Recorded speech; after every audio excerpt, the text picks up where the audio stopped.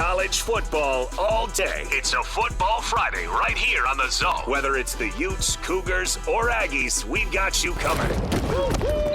This is a Football Friday edition of Hans Olsen and Scotty G, presented by Mountain Land Supply on 97.5, the KSL Sports Zone.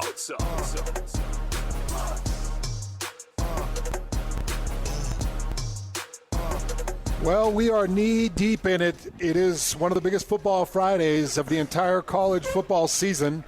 I'm looking at Mr. Alema Harrington, and he's got that nervous look on his face. I'm so anxious, and I'm starving for some BYU football. Coming off a bye week, I'm starving like Marvin for a Cool J song, a little Def Jam drop there. LL Cool J shout out. Man, I have consumed every piece of media available to get ready for this game, and I can't wait. I'm glad that it's an early game, and as long as it doesn't impact the play of the Cougars, that's tough to play at that time of day. But I'm glad I don't have to wait till the evening for an 8:15 kick. Get it right out of the gates. Man, I'm excited.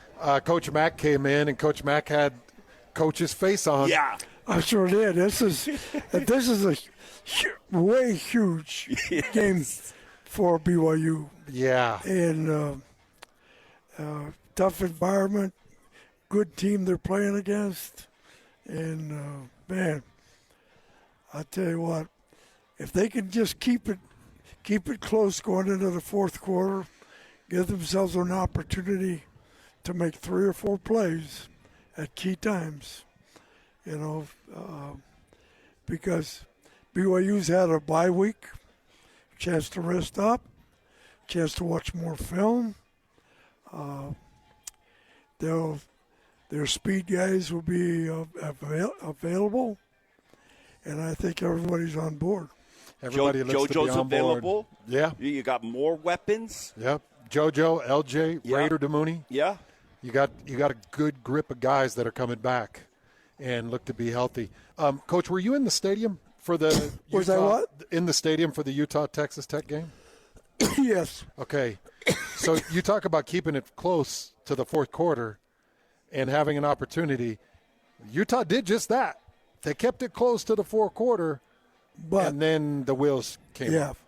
Because, on that day in our stadium, Texas Tech was a better team. I mean, the result they got, they deserved because they earned it. It wasn't. And I think at that time, Utah was trying to find itself a little bit, because if you notice now, at this point of the year, Utah has the personnel has changed. You don't have the same guys playing all the time. So they're still finding their players, basically with the roster. So the first game was not necessarily an indicator of what they could do. Now, I think Utah's probably the hottest team in the league at this point, because they're playing really good football in all phases. And the biggest difference last week was the special teams, because Manu got a big return, which changed the game. The kicker looked confident, kicks everything out of the end zone, kicks his field goals. Coverage teams are really good. And I think the special teams was a huge difference in this last game. And this guy had advertised at Cincinnati that the strength of his team is special teams. And basically, we whipped them in all phases. And that was a good Cincinnati team. Yeah. Cincinnati's a very good football They were team. unbeaten in conference play, weren't they? Yeah. And I said this, earlier this week on a TV hit, that I would not want to see Utah right now. BYU is fortunate to get Utah when and where they got them on the schedule, because to your point, Utah was still trying to find themselves early in the season, right? And right now, I would agree. They're probably the hottest team in the Big 12 right now.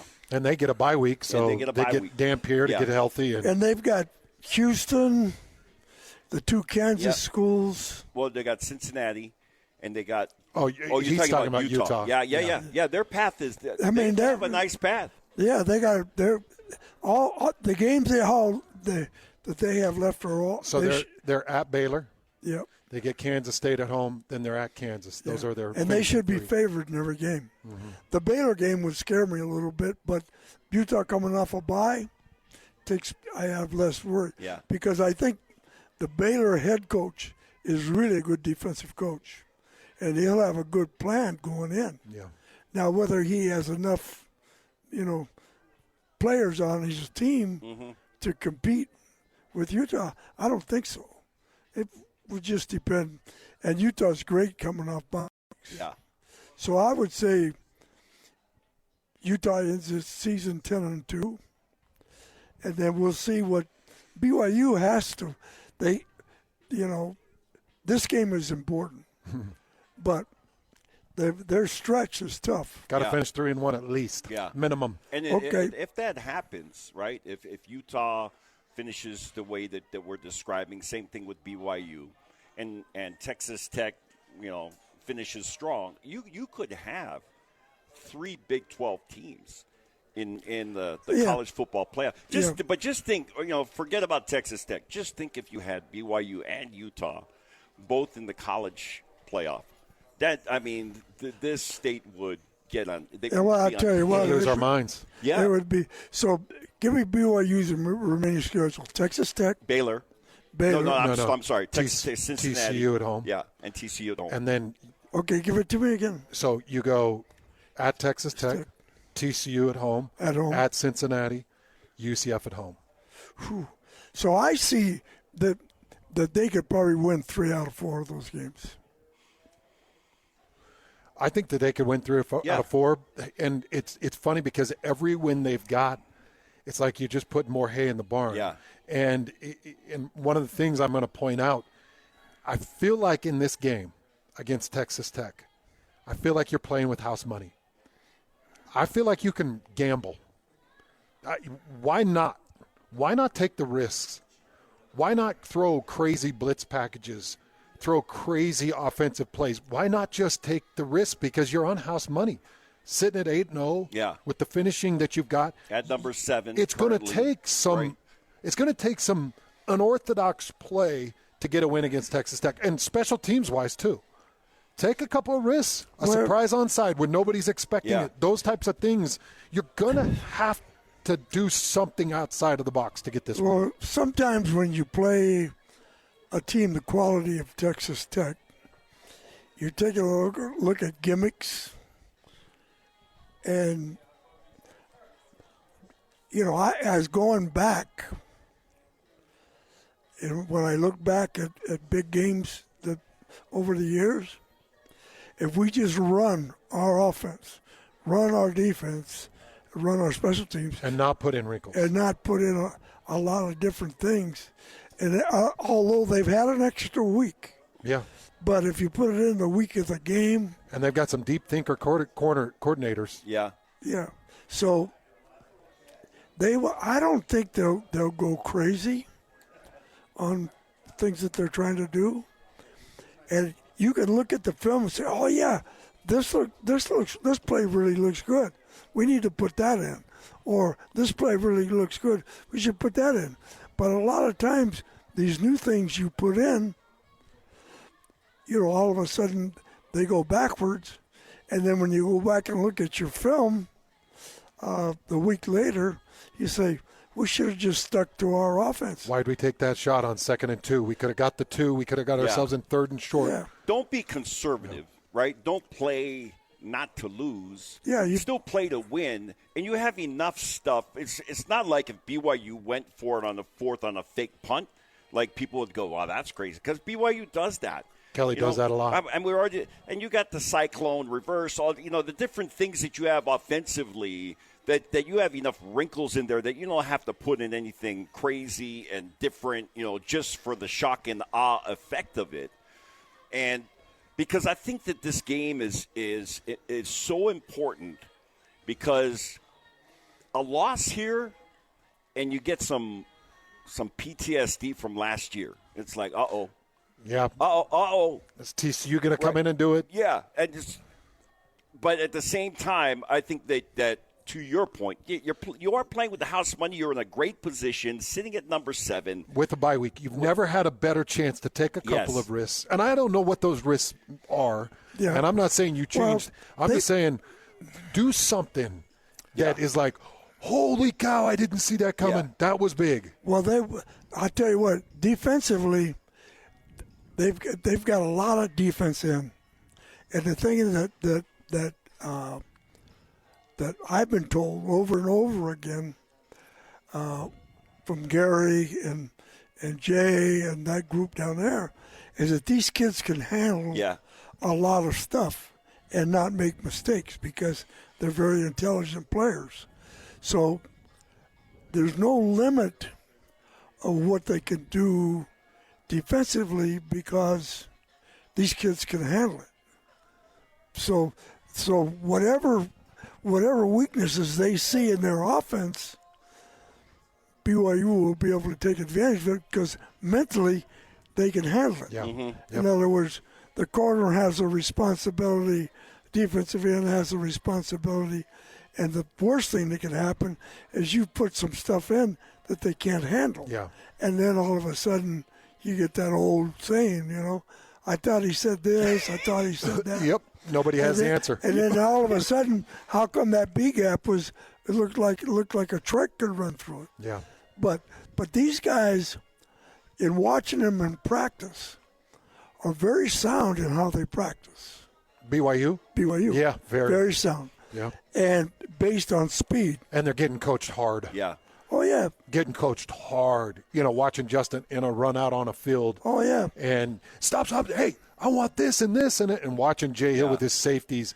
They don't let anything slip. No, they're first of all, the players have to respond to what you're teaching, and the players believe. And belief is a huge thing. And it's just like the quarterback has got better every week. 71 has got a little better. He can still get better. The offensive left tackle. Yeah. So I look at these guys and I see that they've matured. They've gotten better because they take coaching. And by the way, got to be big. Yeah. Oh yeah. Jada's got to be big. That front 7 they're going up against is as good as you'll face maybe in the country. So what I'm calling out is Tanavasa. Hey, Tanavasa, it's your time, my brother. Yep. Do you hear me? Yeah. That's coming from Coach Mack. I hope you know what's going on. Yeah. Hey, bring your stuff. Yeah. Hey, and on the offensive side, Bear Bachmeier, similar to this defense, they can handle it, what you're putting in. Right. Bear Bachmeier has, I think, impressed in so many different areas, but maybe the most impressive for an 18-year-old kid, 19-year-old kid, is his ability to be able to have all of this offense now. You kind of spoon-fed him to begin and to see what he could handle. And it's like, dang, this kid can handle it. Yeah. Well, right? He's an intelligent player. He's very mature for his age. And 5 weeks ago or 6 weeks ago when they named him the starter, whatever that was, I said, that's. Are you sure? Yeah, well, yeah, that's kind of what I said. Who is he? Because he just came in the summer, correct? Yeah. No, he was a late addition. So he missed spring. And he was with spring in Stanford. Yeah. So they had 2 guys practicing, in the spring. Yeah. Bourget and Hillstead. Probably Hillstead.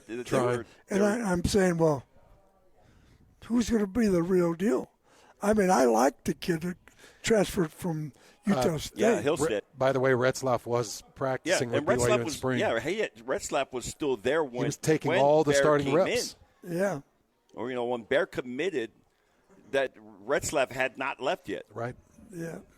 Yep. So there was a real share of reps through spring. Yeah. Well, you kind of knew that he wasn't going to be there. You know, the quarterback. Yeah. Retzlaff, yeah. Yeah, because, you know, you just hear different. And I'm looking at the church philosophy, looking at everything, and there was no way out. Yeah, there was a disciplinary action was imminent. Yeah. Yeah. So you knew that BYU had to make a statement. Yeah. Okay. And they tried everything that was legal to try to keep him there. You know, you set out 5 games and you could play the last 6, and which is not very appealing, you know. So you have to give credit to the BYU coaching staff and the people that Santiago. I mean, he takes over, and this is the first thing that he deals with. Man, that's so true. This big controversy. Yeah. Coach Mack, I am curious. So true freshman quarterback, biggest game of his life. First top 10 matchup in BYU history where they're a top 10 and they're playing a top 10. It's never happened before. So this kid is getting requests from every major media outlet. You know, you've got Game Day that's going to be there, and they want to know what type of underwear the kid's going to be wearing in the game, and they want to talk to him and his family, and they want to get professional photos, and they need to come to the house and bombard him with questions. And he's got to be on 2 phone calls, one with Jim Rome and one with Colin Cowherd, and he's got to all of these weekly responsibilities. As a coach, what do you do to protect him in this environment? You got to keep all the noise out of the kid's head. And how do you do that? Do you just tell your SIDs? No, we're not taking those requests. Yeah, your SID says, hey, this is when the kid's available. He's available at this time. Otherwise, you go through me or go through his position coach or somebody else. But I would definitely limit the kid's availability. You know, on Alema, you talk about those massively impactful moments. I went through one in my career with Scotty to start the show. Those moments can be really difficult to keep the noise out of your ears and keep the fear out of your heart and keep all the anxiety out of your brain and to shed all that and go play football. It can be really hard. Especially at that position where you know that everybody's looking at you to be – sound, strong, steady, and everybody, every one of us is human. And it's like my hope for him, and I think it's a huge benefit that Tiger is on this team. Like his brother's there, and I got my brother that I can unleash, some of these things. And I can talk with them. Man, I'm feeling some, this or that. Because you don't share that with the general public. You might not even share that with the entire team. Now, the team is there to support you. But from a mental health standpoint, man, you got to have an outlet somewhere. And I think it's a huge blessing that Tiger's on this team and he's got a good relationship with his brother. Yeah, I want to point something out because I don't think that there could be a better fit than Aaron Roderick. Yeah. Okay, and I'm gonna point this out. Coming out of high school and going into my recruiting and meeting some of these coaches, Barry Sachs was the first D-line coach I met. He was the Boise State D-line coach. And foul-mouthed, angry, spitting fire all the time. And then I met Coach Katzer, who was the coach at Utah State at the time. And then, I start to move forward with my recruiting, and I go to Nebraska, and I meet with, the coach, the defensive line coach at Nebraska. It's right on the tip of my tongue. He was just a fiery, nasty dude. And I remember it kicks up anxiety. You're like, these dudes are just so intense. And you're like, geez, I don't know what I'm supposed to do. Roderick is unassuming. Yeah. He's small in stature. So he's not this big, imposing figure that you feel like is breathing fire down your neck. He's very soft-spoken. He never gets out of himself and loses his mind. I even think to Norm Chow as a coordinator, Norm was fierce. Yeah. And he was intimidating, and we all stayed out of his path. If we saw him on campus, we got out of his way because he was intimidating. I think Bear Bachmeier has found a unique situation where he's got a quarterback coach that is not intimidating. He's not imposing. He's not fierce. Yeah. What he is calm, unassuming, and intelligent. Yeah. Yeah, I think the last word you used was the best one. He's intelligent. Yeah. Because he doesn't get caught up. He's just an everyday guy. Yeah. And he appreciates the assistant coaches. He has people have confidence in him. And so, yeah, he's very loyal to BYU. Yeah. I think all of again, unless you're on the practice field and in those huddles, and granted, BYU is pretty good with the media that comes out of that campus and that program, but all of the huddles that you see, whether it's Kalani Sitake or with Kalani, or even with Roderick and his media availability, they're very calm. They're the relationship, and I'm with you, Hans. Football coaches, generally speaking, are high-strung. Yeah. And it can be overwhelming. And especially, again, we're trying to put ourselves back into our freshman season, at our university and the BYU experience, and, how overwhelming that can be. And he is in a very good situation at BYU. And the other thing, if I'm Bear Bachmeier and I'm coming into the program and I sit down in the meeting room and I'm looking at pictures of Zach Wilson with the Jets, and I'm looking at Jaron Hall with the Vikings, and I'm looking at who's the transfer quarterback that came in, and Slovis. Yeah. I'm looking at a picture of Slovis. I think he was on the Bills practice squad. I'm like, okay, NFL, and you're the one that took him there. Yeah. Tell me what I need to do. Yeah. That gains respect. When you got a coach that's earned it and it's gained it, I think that helps to force a kid to listen. And then the other guy that Bear Bachmeier praises is this Matt Mitchell, who's actually the quarterback's coach for BYU. Aaron Roderick has become the OC. Matt Mitchell has worked the quarterback side of it. So I know Bear has worked very closely with Matt Mitchell, and Bear has mentioned that multiple times in the post-game conversations I have with him, and Greg has with him. He's always mentioning, Matt Mitchell. So I do want to mention that there is a unique blend of a quarterback's coach that works specifically with him and the coordinator. More Hans and Scotty coming up. All college football all day. It's a Football Friday right here on the Zone. Whether it's the Utes, Cougars, or Aggies, we've got you covered. This is a Football Friday edition of Hans Olsen and Scotty G, presented by Mountain Land Supply on 97.5, the KSL Sports Zone. Coach, when you study war history, your best generals knew everything, every single detail about the other general. Right. And they knew all their tricks and all their trades, and they knew everything every sneaky thing they'd done in war and combat in the past. I want to know, how well do you know Joey McGuire? What do you know about Joey McGuire? 4th year at Texas Tech, and he's put together now these pieces for Texas Tech. He fired both his coordinators. He brought in Mac Leftwich as his offensive coordinator and quarterbacks coach. It's his first season. And then he brought in Sheil Wood, who's his defensive coordinator, first year. Fired both of them, brought in new ones, rebuilt his team, rebuilt his roster with 20 new pieces, spent more money in NIL than anybody else in the country. And now this is what you got. And I'm just trying to figure out, who is Joey McGuire? Well, obviously, Joey McGuire had a plan. And he knew what he wanted to put together. And he had the money to put it together.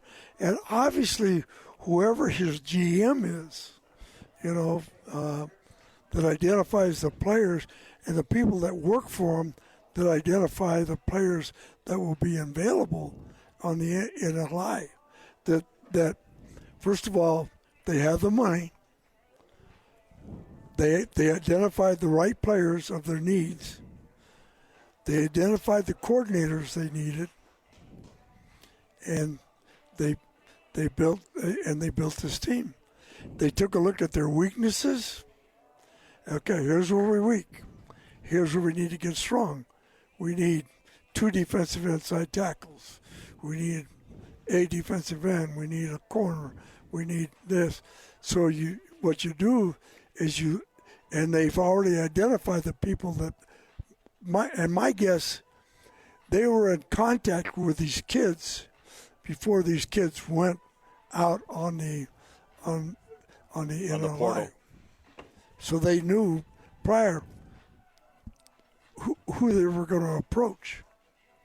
In other words, so when I watch these games on Saturday, particularly when I watch the Mountain West teams, I say, okay, this kid's somebody that Utah should approach. This is somebody that somebody else should approach. This kid does everything that you need. Like there was a guy at Nevada Arena, a defensive end. So I'm watching him against Fresno. I said, this guy will be a great edge guy because he's active, he's fast, and even though the team is not great, he's great. He's great because he can run, he's athletic, and he makes plays.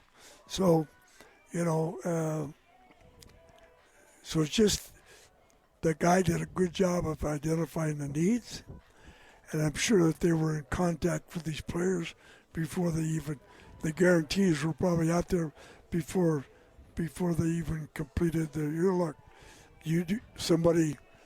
some in-between person probably said you reached out, hey, Johnny.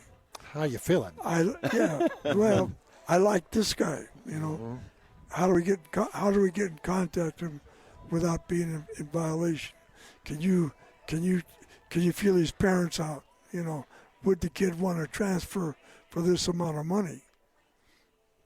So it's just that, that map that's sitting in front of all these guys. And that's the future of athletics, because they're not just doing that in football. They're doing that in there are other sports too. Yeah. In softball, they're doing it everywhere, and you hope it doesn't ruin college athletics, where just the team or the institution with the most money is going to win all the championships that they want because they have the money to do it, and that you still have some parity and some competition out there, because otherwise, man, that's the part that concerns me. It's like, man, I always think about it from the standpoint of in the grand scheme of things, the championships are great, and it's nice if you put some guys in the NFL, but that's such a small portion of the kids that are going to come through your program. What else are we teaching, and have we lost that in the process? So if you can do that and still be team oriented and individual development oriented, not talking about the athletic side of it, but building good young men, good young women, and building the community, then it's a huge win for everybody. Yeah. And I'm seeing aspects of both of those things. Coach Mack, Texas Tech is coming out of a physical matchup against Kansas State. Kansas State scored quick in that game with a nice it was a fake fly sweep, and Avery Johnson took the keeper off the right side and went for about 50 yards in the touchdown. And Texas Tech had to really bear down. I saw a few guys go down on the field but come back in the game. David Bailey was one of them. He went down on the field, came back in the game. But it was a very physical game just about 6 days ago against Kansas State. Do you think that helps BYU, just the nature of the Kansas State game? The Texas Tech is on the week and not a bye week. And how much do you think Joey McGuire changes his team to get ready for the number 7 Cougars? Probably not a lot. Not a lot. first of all, the middle linebacker, his stats are unbelievable. The kid is an unbelievable reader. Now there's two guys that I loved watching. There was about maybe 10 years ago, a linebacker at Wisconsin, and he could anticipate things so quickly. You know, I mean, you watch him in practice and you're amazed. This kid is the same. Talking about Rodriguez? Rodriguez? Well, Number 10? Yeah, Jacob Rodriguez. Yeah. 10 for Texas. But he is, to me, he's around every play. Yeah. You know, he's in the 4 or 5 guys that are on every tackle. He's there. Yeah. And he knows, he processes in his mind extremely well. And obviously, he's a leader because they follow. You know, he has a voice in the locker room, on the field, and he's excited to play. So, to me, he's the plus factor. Yeah, he's the heart and soul of that defense. For sure. And then probably the Big 12 Defensive Player of the Year. Yeah, I would say so, yeah. Yeah, and I was looking at Jack Kelly and looking at Glasgow. I mean, BYU's got some great defensive talent. Yeah. Well, but this guy is number one. He's special. Yeah, he's number one. Coach, I wanted to talk to you because one of the keys in the lead up before this game kicks off that I go back and forth with Greg Wrubell on is going to be 3 to 4 point on the ball. Jacob Rodriguez has forced 7 fumbles. This team has forced 16 fumbles collectively. They lead the country, and they lead it by a pretty decent margin. Yeah. When you would teach your running backs ball security or teach quarterbacks ball security, give me a couple of pointers and details for me to watch during the broadcast. Well, you know, how well they possess the football, you know, where they carry the football. Do they make sure they keep it tucked? And so you want the ball high, and Alema, I know you can speak to this too. What do they call it? 3-point and then a 4th point with the cover? High and tight, right? Yeah. And 3-point coverage. So you got it covered on the front with the hand, and then it's up tight into the elbow and up against, you know, in that crease up in your shoulder. Yeah. Right? And you're keeping it all right up in there. And then you bring the other hand. You watch Bear Bachmeier, and he is textbook because when he gets in traffic, the other hand comes up. Yeah. And so does LJ. LJ does the same thing. And you look at BYU, and their turnover margin is actually better than Texas Tech because they've taken better care of the ball than Texas Tech's offense. But it's in large part because these guys are taking good care of the football and they're protecting it, right? yeah, you got to know how to you got to know how to fork the ball out from a defensive standpoint, and what to pull on, what to push on, you know. So the primary guy goes in to make the tackle. The next 3 guys are there either to raking it or punching it. Yeah, and so there are certain drills you can do every day that obviously most running back, wide receiver coaches work on a daily basis. Yeah. And you never talk about fumbling the football. You talk about possessing the football. Right. Because if you put fumble in their mind, they're thinking, I don't want to fumble. Yeah. And then you're thinking fumble. Yeah. And then it manifests itself. It's just how it's how you mentally talk about it. You know, mentally say, hey, possess the football. You know, lock it up. You know, but don't use the word don't fumble. Yeah, and even with LJ going into this game, you don't talk to him about, hey, the shoulder, don't fumble the ball. You talk about, hey, the shoulder, you take better care of the ball, right? You know, not talking about fumbling, but LJ's got to understand that they're coming after you. They're going to try to, you know, get you when you get contact and then get the ball out of there. Exactly. But that's a strong kid. Yeah. You know, LJ is a beast. Yeah, got to tuck right? it. BYU has won 2 games this year when they've lost the turnover margin. They beat West Virginia and they beat Arizona. Took a couple of overtimes to beat Arizona, but they were able to do it. They will not And mark my words, they will not win this game by losing the margin, if they lose the margin. No, they won't. And I'll tell you what, going back to that Arizona game, I mean, they were on the cliff. Yeah. And they managed to pull it out, which was amazing because it looked like in the fourth quarter, and then all of a sudden, boom, boom, you got an overtime game. Yep. And then all of a sudden, Arizona gives up a little bit. BYU, I mean, that game was definitely in question. You know? The Arizona game? Yeah. Yeah, you had to go to your defensive corners and say, we're gonna run man. We're going to run man. We're going to bring extra pressures.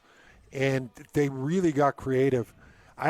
What I saw against Arizona in the fourth quarter defensively for BYU, I'd like to see some of that against Texas Tech. I don't know how capable you think, Alema or Coach, how capable you think BYU is of running man against Reggie Virgil, Caleb Douglas, and Coy Aiken, the three receivers for Texas Tech. Is that possible? Because if that's possible, then I've got wrinkles. I think the one corner, I think it's 11, I think is a man-to-man corner. I think he's a sweet player. Now, the guy on the other side, which I think is either 0 or 1, I think he's okay. 0. Yeah. Yeah. The safeties, I think, are both very good. The nickel guy is really good. And then you got Jack, and you've got the safety guy. Those guys are players. Yeah. I mean, if Jack is really healthy, you know. He's a difference maker. Yeah. Yeah, he'll make a big difference because Jack can run. He's always around the ball. Contains quarterbacks, even though this one doesn't need contain. Yeah. Yeah. So I think if he's healthy and he feels good, you know, I think he's a difference maker. All right, we'll take a quick break. We'll come back, and we'll kind of get some of the final thoughts on this game, and then we'll get some thoughts on Utah State, some Utah stuff. That's all coming up. Football Fridays with Alema Harrington and Coach Mack. All college football all day. It's a Football Friday right here on the Zone. Whether it's the Utes, Cougars, or Aggies, we've got you covered. This is a Football Friday edition of Hans Olsen and Scotty G, presented by Mountain Land Supply on 97.5, the KSL Sports Zone. I haven't eaten since 10 o'clock, so my blood sugar and triglycerides are a little bit off. I've got half of a Sara Lee pocket in my car, and I'll eat that. I'll get that in my system.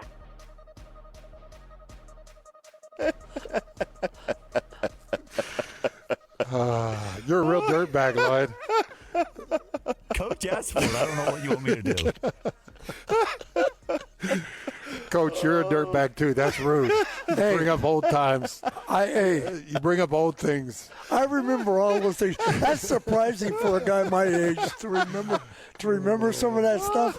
But, hey, every time I think about it, I laugh. Man, Coach, you don't forget anything. I mean, you remember things like Neckbone and Wolfman Jack and Fat Jack, Neckbone. You bring them all up, Chipmunk, man. All those guys. You don't forget anything. And I wish there's some things you would forget. I wish you would start to get old because you remember everything. There's only one person in my family who doesn't forget anything. That's Grandma. Oh, is that right? Oh, my God. Like stuff from the 1960s, 1970s. Oh, yeah. She remembers everybody I hung around with. Yeah. Oh, what about that group? You know. Hey, we're on a short segment, and we're getting out here to Jeff really quick. Just really quick here. Can BYU hold Texas Tech to 28 or lower? The lowest they've been held is 22. I think 28 is realistic. You know. I think that they have to hold them to below that because how much have they given up?